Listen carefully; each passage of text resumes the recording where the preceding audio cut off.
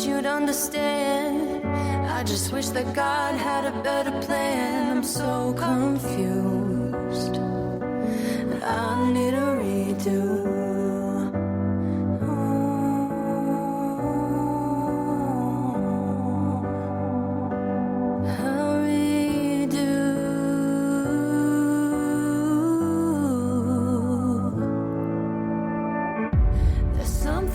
Inside of me that's begging and begging and pleading.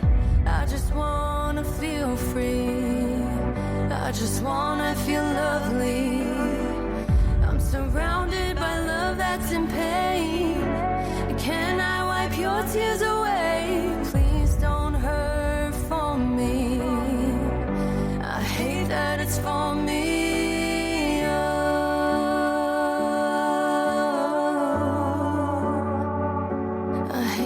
It's for me. Hi, welcome back to the MS Michigan Man 64 podcast, where I am trying to spread awareness about what it is like to live with chronic disease. I have been living with multiple sclerosis for the last 28 years. I talk about my journey as well as the journey of other chronic disease warriors all over the world, just to help us understand what it is like living with a chronic disease after the diagnosis, the mental health part of it, the family part of it, understanding about our battles. Today, I am sitting down with a beautiful MSer from the state of Washington. She's from the Seattle area. I met Lynnie online on TikTok in a live. She was introduced and having MS, and we got a bit of a relationship going and started talking about our journeys, and she wanted to come on and record. And then I found out the little additive part of her story. She's also the grandmother of an awesome little autistic warrior herself. And we're going to talk a lot about autism because I have my stepdaughter on the autism spectrum. So I have a soft spot for that condition and understanding of that all over the world. But please welcome to the podcast, Lynnie. How are you doing today, Lynnie? I'm great. How are you? Oh, I'm doing okay. I'm talking to you, so that's a good day. So, Lynnie, I know that you got your diagnosis in 2009 with your multiple sclerosis. Can you just kind of take us through your journey on the symptoms that you were experiencing, and what led to the red flags that said, hey, I got to go to a doctor and try to get this shit figured out? So it started for me in 2003 because I broke both of my feet, and for the next 9 years, I had 9 surgeries and I had 18 casts and was on crutches for 2.5 years. And at the very last surgery, I felt like I just didn't wake up. Like I was messing up my words. I was not doing well at work any longer. I started kind of having numbing and tingling. I had some bladder issues and just kind of the whole combination. I was sitting down talking to my physical therapist at the time, who was also my employer. And he said, I don't want to concern you, but I just feel like maybe we need to check and make sure there's not something else going on. And so that's kind of what brought me to my diagnosis. So did they diagnose you just with an MRI? I mean, what kind of testing did they do to bring to the point where they did tell you that? Yeah, so I had nerve conduction study tests. I went to a back specialist who did different types of testing. I had the brain, cervical, thoracic, lumbar MRI, and the lesions just kind of lit up, and it just kind of answered the story and answered what was going on with me. Yeah. Did you have like any kind of like a relief, that you were like trying to figure this out? You had foot surgery and all that, and then all of a sudden you got somebody telling you that you had MS. I mean, was that like relief, or were you scared? I mean, how did you react to that?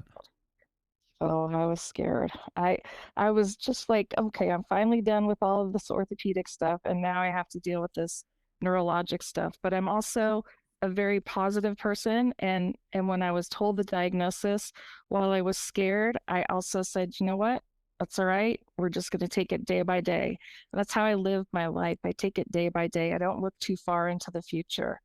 Yeah. But did I have a hard time with my diagnosis? Absolutely. 100%. I understand that too. I know when I was 27 when I got diagnosed, and just getting done playing at the University of Michigan football, and I was a big guy, and I got that word from the doctor, multiple sclerosis, and I said the same thing. I'm like, okay, it is what it is, and let's figure this out. But I was scared because my first thought, and after I wrapped my head around it, multiple sclerosis is chronic. It's going to be with you for the rest of your life. And I started figuring out what was going on. I'm like, okay, by the time I'm 30, I'm 27. By the time I'm 30, I'm going to be in a wheelchair. That was the first thoughts in my head when I started really figuring out what MS was, because I didn't have any understanding of the disease because I don't have any family. And I knew what it was, but I didn't understand it. Hmm. Yeah, that's exactly like me. I don't have any family history of it or any, I mean, it's just not anywhere. I mean, I live in Seattle and they say that there's a lack of vitamin D in Seattle. I personally think that something happened where I caught an infection or something during surgery, and that's what tipped it off. But like you, I was scared, but I had just been through all of this orthopedic stuff. So I'd already been in the wheelchair, and I kind of told myself, well, you've already experienced disability on this level. What's it going to be like on the next level? Bring it on. Exactly, man. Game on. Let's go. Let's get the game plan together. And so let me ask you this, Lenny. When you got your diagnosis, I didn't have it offered, but I know back in 1997, it wasn't even really discussed that much. The mental health part of it. I mean, when I got diagnosed, my doctor made me aware, that make sure you take care of your mental health and all that. But I kind of blew it off because I was a guy and I was young, and I was just like, okay, whatever. But looking back at it, I really think that mental health should have been involved right away. I don't even know if it would have been forced, but there should be a provider in that room when that doctor, because I know that, like, when I talk to a lot of people that I've recorded with, they have an experience like, okay, the nurse comes in, the PA comes in, or the neuro comes in, and they're like, well, you got MS, and you're going to be okay. We're going to get you on the DMT. We're going to schedule it, and they leave, and that's it. I mean, they just leave you sitting there, and I'm just like, you don't have anybody there to answer questions, and I think that should be put in place, in my opinion. If after doing this 28 years, you tell anybody that you got a chronic disease, you should at least encourage them. Hey, here's a counselor. Well, I know you got a lot of questions. Your head's spinning. And, but they don't do that. A lot of places don't do that. And I think it's wrong, and I think it needs to change, but I'm only one person. No, you're absolutely right, Brian. I got my diagnosis over the phone. I was at work and they called and gave me my diagnosis. And like I said, I was like, okay, no big deal. We're going to do this. I went and told my therapist and boss at the time what was going on. And of course, he was so upset because they just didn't want me to have anything else. It was kind of like, we'll go to the doctor, we'll make sure nothing's going on. And then when something was going on, it kind of upset a lot of people. And the mental health part of it for me came about 6 months later when I finally accepted the disease and accepted that this is a lifelong disease and that there is not a cure for this. I kind of had my own little freak out. And that's when mental health got involved for me. I called my neurologist's office and they got me into counseling, and I did the neuropsych eval and all of that kind of stuff. So I've taken care of my mental health pretty regularly since then, because that is awesome, Lenny, that you did that and you were on top of it that quick on your own. Because I wasn't like that. When my doctor offered that to me in the beginning, and I was saying, I'm a big badass. It took me 15 years to come to that realization that, what, yeah, you better address this, or you're going to spiral. And I was spiraling. And, I went for a 2-year stretch after I lost the ability to work in 2015 with the state of Ohio. I didn't even want to be around, I had a lot of bad thoughts going through my head, and thank God my wife, we weren't even married at the time, but she was like, hey, you need to go talk to somebody. You need to let somebody know. And thank God I did that, because I didn't want to be around. And I know that a lot of people feel that way after this diagnosis, especially when they lose their ability to work, because that was my identity, working for, I did it for 15 years, 17 years with MS, and I lost that ability. And that is a freaking a brain fuck. and no better words to put it. I mean, you go 17 years of making a living and taking care of your family, your kids, and all that, and it's gone. And I mean, not a lot of people can handle that. Yeah, you're absolutely right. It is. It is a mind fuck. It's like, wait, what is my identity now? I really enjoyed working with having the disease just because I was able to socialize with people and get out of the house until COVID started. Once COVID started, then I was pretty much home. So I got used to not being around the public, but I still interacted with people daily, on the computer and insurance companies and whatever I was doing. Hmm. So when that stopped, yeah, it was kind of like, wait, what am I supposed to do? I remember saying to my mom, wait, is this all I'm supposed to do? And she's like, yeah, you're supposed to be resting. And it was really hard for me to accept the fact that this was my new identity. I really struggled with that. I mean, I was such an active person. I was coaching high school football. I was working probably 50 hours a week. I was nonstop, but that was like my therapy really for my MS.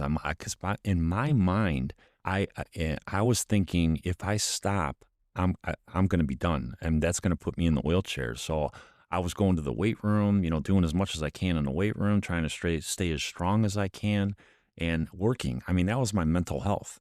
I mean, even though that I complained about going into work, I bitched about being inside of a prison because I mean, it's not the funnest place in the world to work, but I enjoyed it. I thrived on it. I looked forward to going into work. I never used sick time, even with MS. I mean, I would have an infusion and I would work it out with my neurologist. I'm like, hey, get me first appointment in, and hit to actually open the doors for the infusion center 15 minutes early, just so I can come in at 7:30 in the morning and be at work by 10.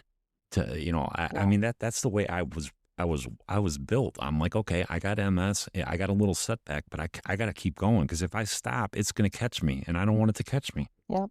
Well, it's interesting you say that because I was in the wheelchair for a long time with my orthopedic issues. It ended up being kind of a blessing with my MS issues, but I was the same way. I was like, okay, I'm not going to stop walking. I'm going to start walking with my arms. So I did hills in my wheelchair with my arms, and I wanted to work out every single day I was at work because I was the same way. I thought if I slow down, this is just going to catch me. Yeah. And I think that's probably the mentality that we all have is you're just going along in life and then whammo, you get this diagnosis and where it's not terminal, it definitely is life changing and life altering. Oh yeah. And then there's the frustration that, you are trying your hardest, you are going to the weight room. I mean, what happens if my MS just took a real shit and it didn't care I was going to the weight room? It just said, you know what, you're done. You're not going to be walking anymore. And I'm in a wheelchair. I mean, and that can happen any day. And it doesn't matter how much work I do in the weight room. If another lesion pops up in the right spot, it's game over. Yep.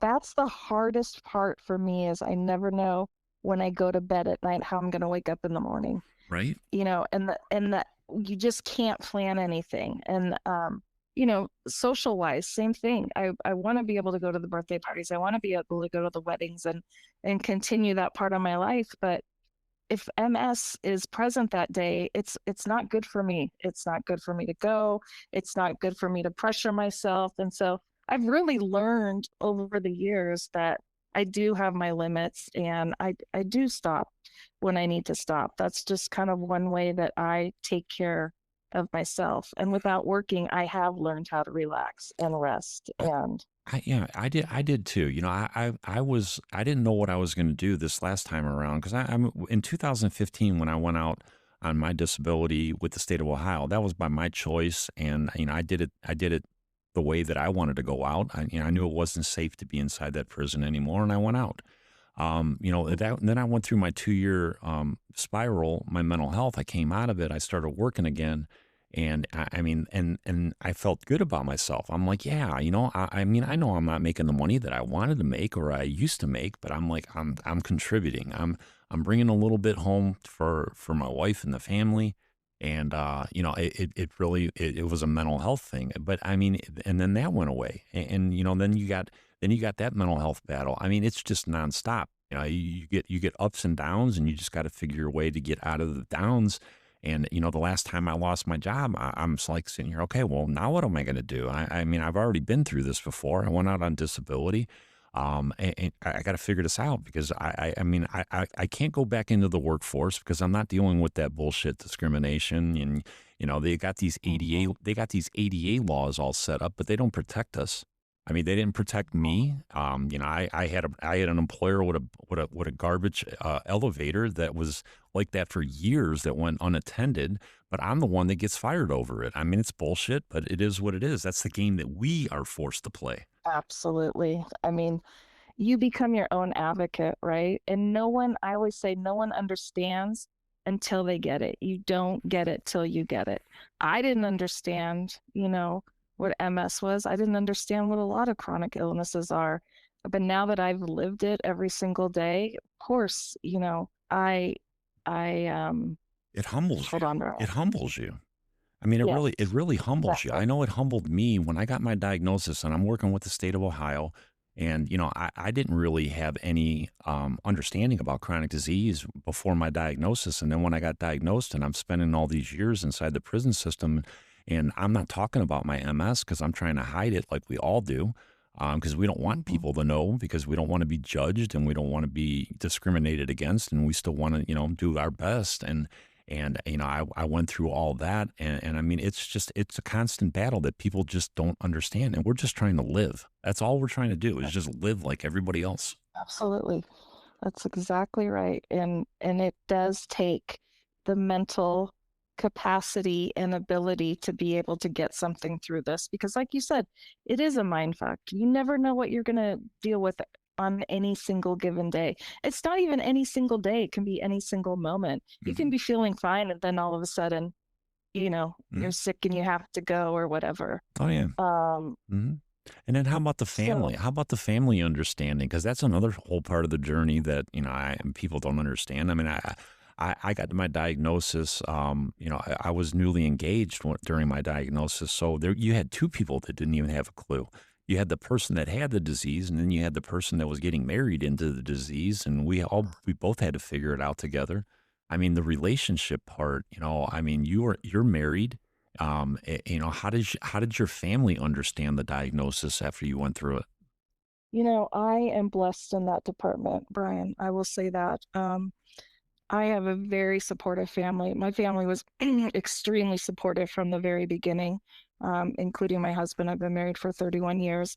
My parents live close to me. And when I, found out about my diagnosis, my parents said, okay, we're going to come over on every Saturday and help do chores, or we're going to cook dinner, or we're going to do whatever. So I had so much support. And like I mentioned before, I worked in the orthopedic center. And so all those coworkers and the patients and stuff, I really never didn't feel support. And I talk to so many people now who don't have that family support and who have to be warriors on their own. And it breaks my heart because you need to have understanding in order to get through something like this. Oh God, yeah, you do. And if you don't, it just makes the battle even harder. I mean, there's divorces, and you got kids that don't get it, and Yeah. it's just hard. The whole thing is hard. The whole journey's hard, and it's just not understood. It's not understood what we go through, and hopefully that just talking about it will help us. And then the other thing that I want to talk about too, one of the reasons that I really wanted to record with you is about your grandson. I have a very soft spot for autism. I think it's a very misunderstood diagnosis, just like MS. There's so many layers to it. There's so many levels to it. Like MS, I mean, you got people walking around, you can't even tell they have MS, and you got people that are in a wheelchair and can't talk, literally can't talk because they lose their voice. So there's so many different extremes, and I know autism is the same way. I have a stepdaughter that is on the high end of the spectrum, and she's brilliant, smart. But she still had her battles going through her diagnosis when she was young. I learned that with my wife she was telling me how she had to fight with the doctors. The doctors were telling her she was a bad parent. And, she knew that wasn't true. She loved her daughter so much, and she fought for her. And it took her 3, 4 years to get that diagnosis that she was on the spectrum. until she can actually get help and get the help that she needed so that she can succeed. And now she's going to be a pharmacist. I mean, she's a high level autism, and I know that there's different levels to that. And I know your grandson is low functioning, and it's everything in between. But talk to me about your grandson, because I think this needs to be talked about too. Autism, MS, all this stuff that people just don't understand. Yeah.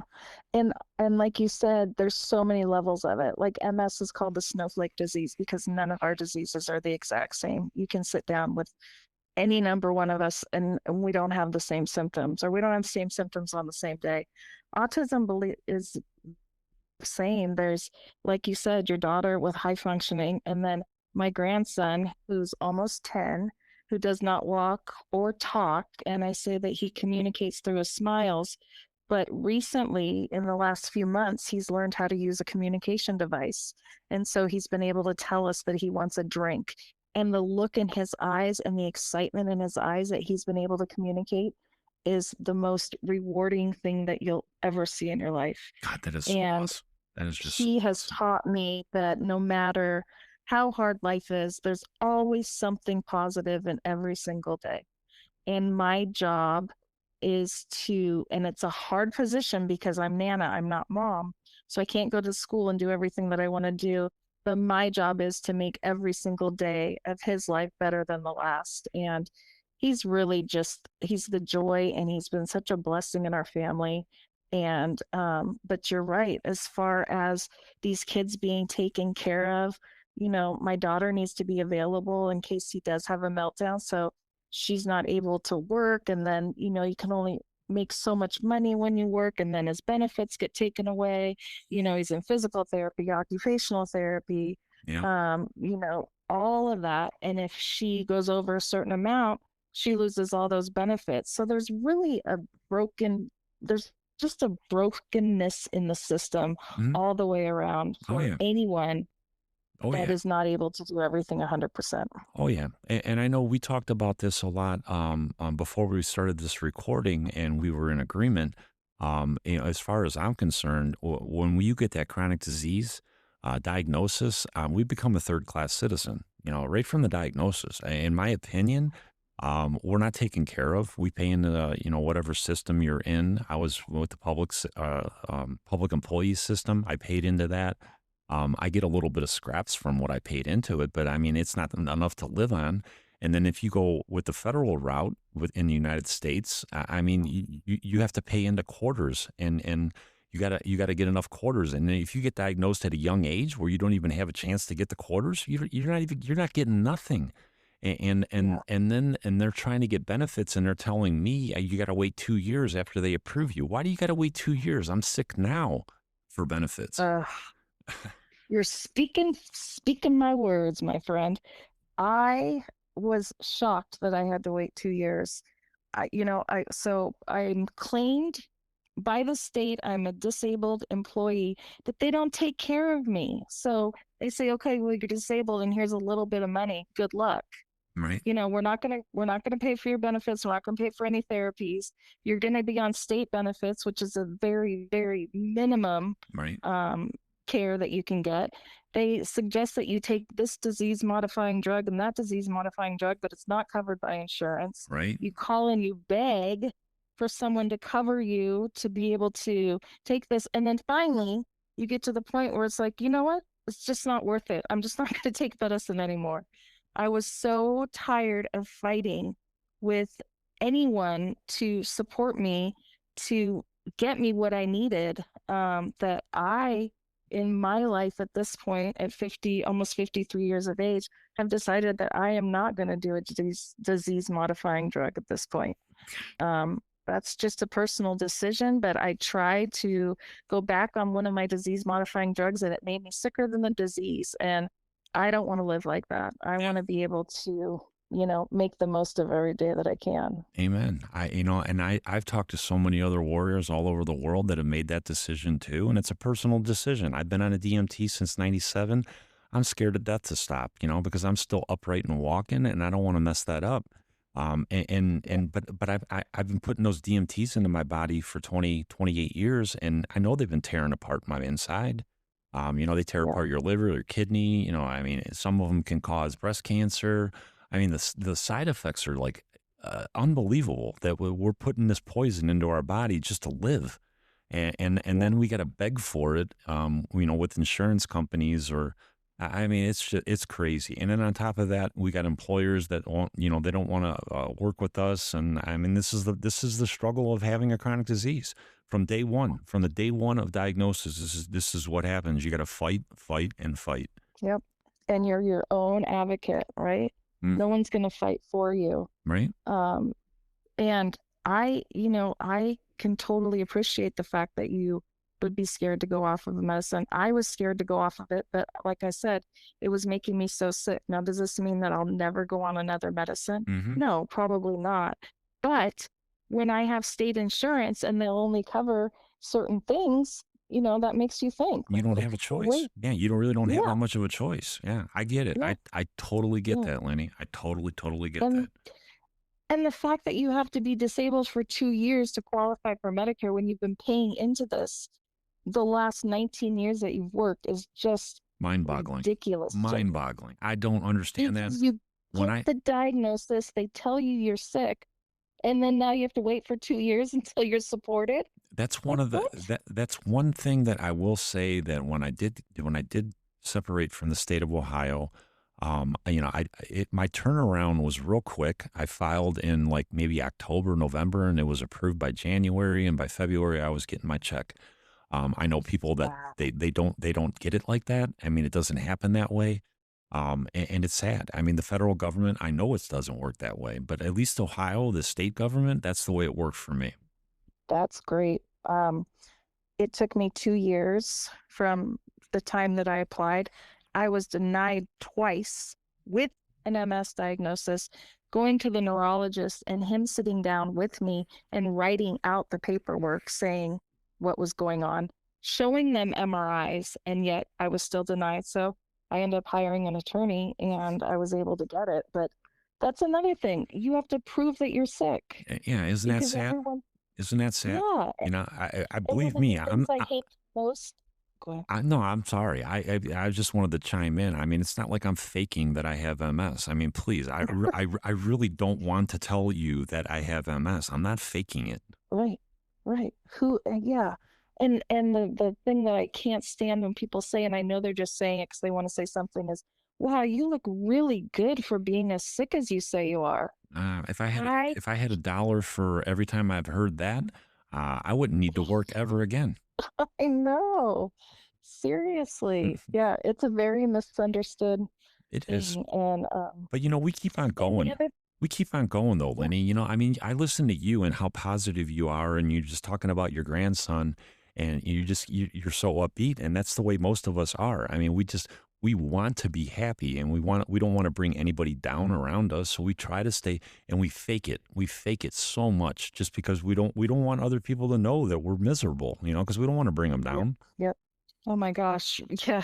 The motto's fake it till you make it, right? And you're right. You don't want to bring anyone down, and people can't understand your symptoms. And you just want to remain as positive as you can. And that's how I have gotten through my disease over the years. And that's how I'll continue to get through my disease is try to make every day, the best that I can. Some days are going to be terrible, right? Some days I'm not going to be able to get out of bed. Some days I'm going to be stuttering so bad you're not going to be able to understand me. Some days I'm going to have half of my eye open. It can go on and on and on and on. But you have to look forward to those positive days and celebrate those moments that you are able to do. And Absolutely. Yeah. And I always tell everybody that, you know what? I don't know how I want to word this. I always try to tell everybody that says, my life is over. I'm never going to be able to do this again. I hear that all the time from people that are newly diagnosed or 5 years into it or whatever. I always tell them MS is never going to take away whatever accomplishments that you've done, and it's not going to be able to take away any of the accomplishments that you will do in the future.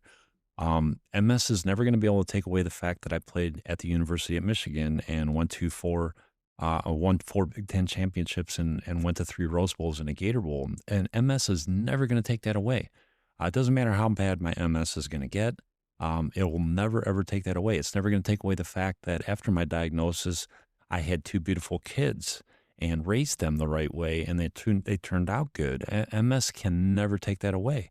And it's never going to take away the fact that I made it 18 years working for or 20 years working for the state of Ohio, and 18 of it with MS. It's never going to be able to take that away. And it's never going to take away the fact that I started this podcast. So there's so many things that you're still going to accomplish, and MS might get in the way, but it can't take anything away. Right. Right. And what it takes from you, you just have to adapt. You have to be accepting of it. Maybe you're going to have to use a cane. Maybe you're going to have to use a walker. Maybe you're going to have to use a wheelchair. Maybe you're going to have to use a scooter, but that's part of the acceptance piece of it.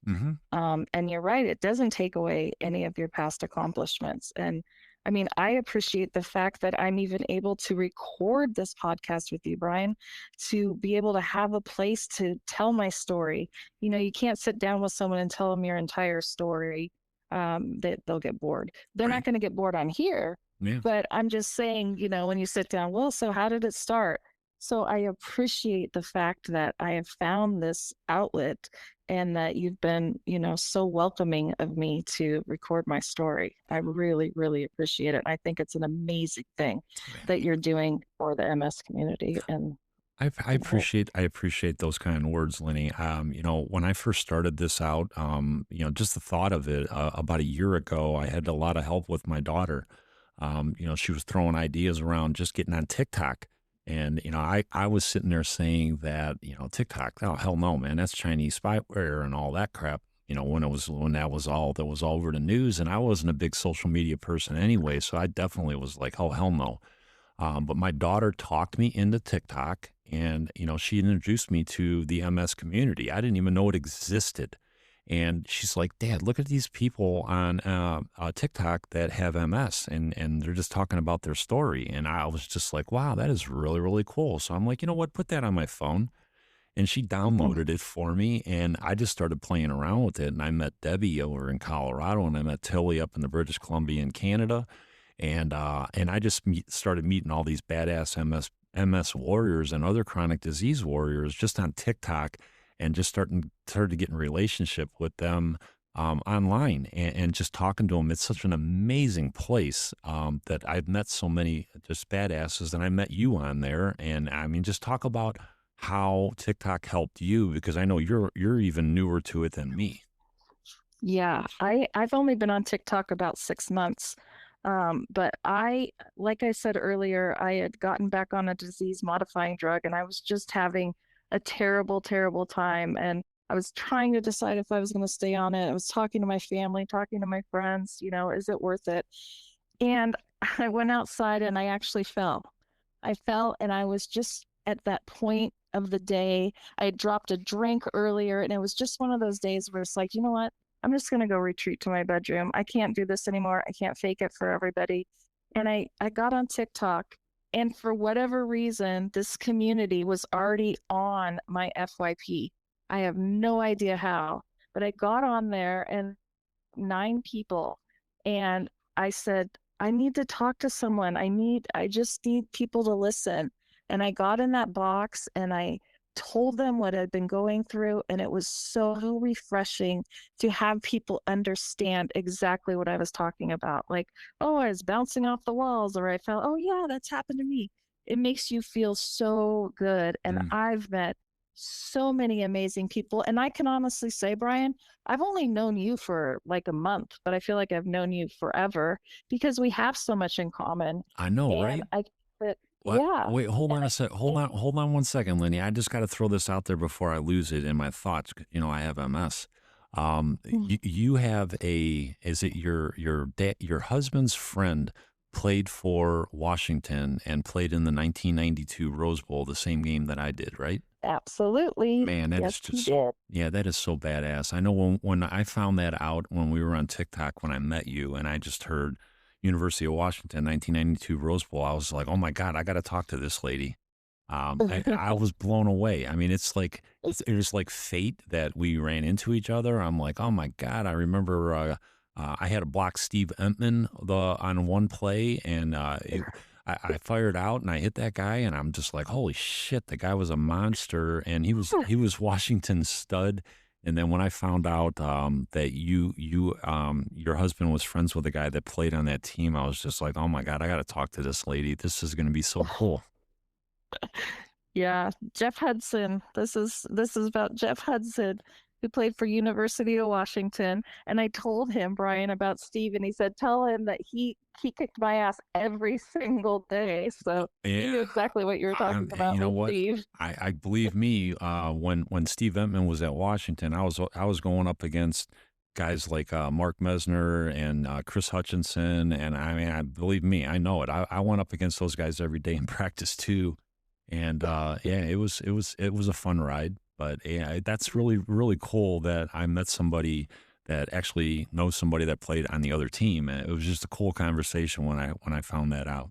Yeah. And that's the thing, is that when you start talking and you start telling your stories, even if they're not MS related, you find you have so much in common with people. And social media thing for me, it is my social life. If I can't go out and socialize with friends, I can just get on there and know that everybody's there and you're accepted anyway. You can have makeup on, you can have a hat on, you can be in your bed, and you're loved and you're checked on, and you feel like immediately that you just have this family of people that understand you, and it's just been the best feeling for And me. yeah, and and just like anywhere, there's drama on TikTok, and I see it, and I'm just like, I roll my eyes at it, and I'm just like, all right, whatever. I go, I don't think that's the main focus, but you guys do your Yeah. own thing. But I mean, it's just I like it. I just think it's a good platform.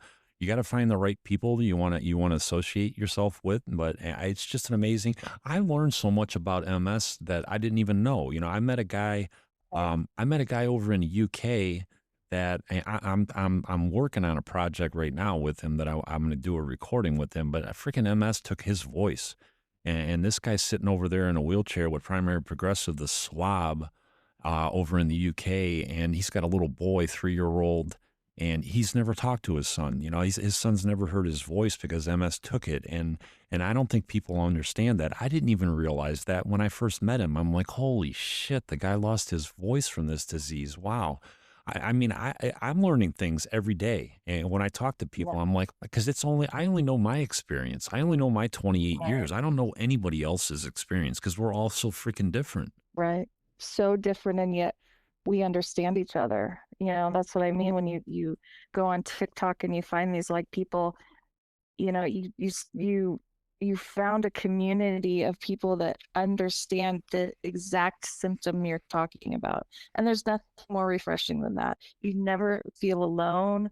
You know that you're not the only one with it. You're not the only one that's dealing with it. Yeah. And it helps me as much talking about my story as it does, I hope, someone else. Yeah. And that's what I've always tried to do throughout my life, especially with my surgeries and stuff, is if my story can help one person, then I'm happy. Amen. And I've wanted to find that outlet of where I could share it. And so this has just been an amazing experience for me. And I really, again, say you are doing an amazing thing for so many people in the community, and keep it up.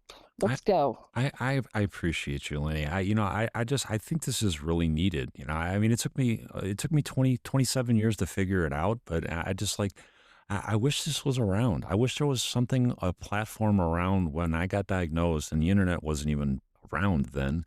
That I could have like went for answers. I had to do it all on my own, and it's just so important. I think after doing this for 28 years to find somebody that can actually relate to living with this disease. It took me, I think, probably 12 years, 15 years before I actually met my first person that actually had this disease and get a relationship and actually start communicating with somebody else. Um, uh, it's a lonely disease, and that TikTok community is very big. I just think it's a huge a tool that we can use to just live a better life and just wake up every morning wanting to get up and get out of bed. I mean, TikTok, that's what I used it for when I first got on there is like I like actually enjoyed going on there. I look forward to it. It gave me something to look forward to every day. Yep. I was just going to say it gives you a reason to get up every day because all those people that you're going to talk to, some of them are going to be having a worse day than you. And, you may get on your worst day, but you're accepted any which way. And I think that the one thing I can say is that MS is the most sexiest disease out there. Mm-hmm. And I also can say that we are warriors. I'm proud of all of us. And you know what? We're going to do it. We're going to be okay. We're going to be okay together. And Yeah. Yep, the sun's going to come up in the morning, man. Bo Schembechler used to tell us that. He used to tell us that all the time. If we took a tough loss, man, gentlemen, the sun's going to come up in the morning. We're Michigan Wolverines, and we're going to keep going, and we did, and that's the way I lived my life. And it doesn't matter how bad the day is, the sun will come up tomorrow. I guarantee it. Yep, there's always another day. Yep. Lynnie, man, I really, really appreciate you. I'm so glad that I met you. I can't wait to get the opportunity to meet you. I know that's going to happen.